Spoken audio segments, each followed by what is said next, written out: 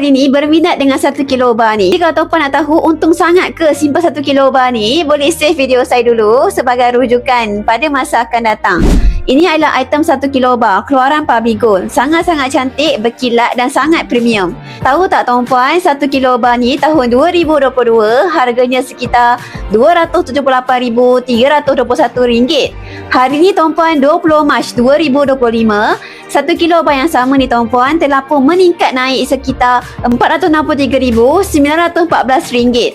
Kenaikan harga emas tuan-puan sekitar RM185,000 dalam masa 3 tahun. Jadi kalau kita bahagikan dalam masa setahun tuan-puan, kenaikan harga emas dalam bentuk persentage sekitar 22%.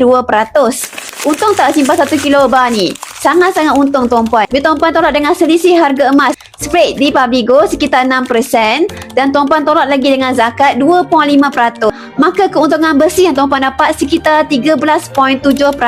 Lagi tinggi kan dividen di ASB dan juga tabung haji. Jadi tuan-puan, macam mana dapatkan 1 kilo bar ni? Ada 3 cara untuk milikinya. Pertama sekali, kalau tuan-puan ada bajet banyak hari ni, sekitar RM465,000, maka tuan-puan boleh miliki secara tunai terus. Saya akan bantu tuan-puan A sampai Z. Milikinya dengan cara paling mudah, murah dan patuh syariah. Yang kedua, kalau tuan-puan boleh buat komitmen 10 kali bayaran 10 bulan, maka tuan-puan kena berikan komitmen sekitar 46 ke 47,000 untuk dapatkan 1 kilo bar ni.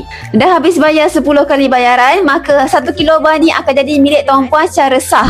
Yang ketiga, sekiranya tuan-puan tak ada bajet banyak, jangan risau. Dekat Public Gold kita ada akaun GAP Gold Accumulation Program, di mana tuan-puan boleh menabung emas dekat akaun gap ni sikit-sikit. Kalau tuan-puan berbajet 1 gram hari ni, tuan-puan boleh simpan sampai 1000 kali, maka tuan-puan akan dapat 1 kilo bar. Tapi kalau tuan-puan bajet banyak, mungkin 2 gram, mungkin 5 gram ataupun 10 gram, lagi cepatlah tuan-puan akan dapat 1 kilo bar ni. Bagi yang belum ada akaun Public Gold lagi, nak miliki emas 1 kilo bar ni, jom boleh rujuk pin video saya dan saya akan bantu tuan-puan sampai kaya.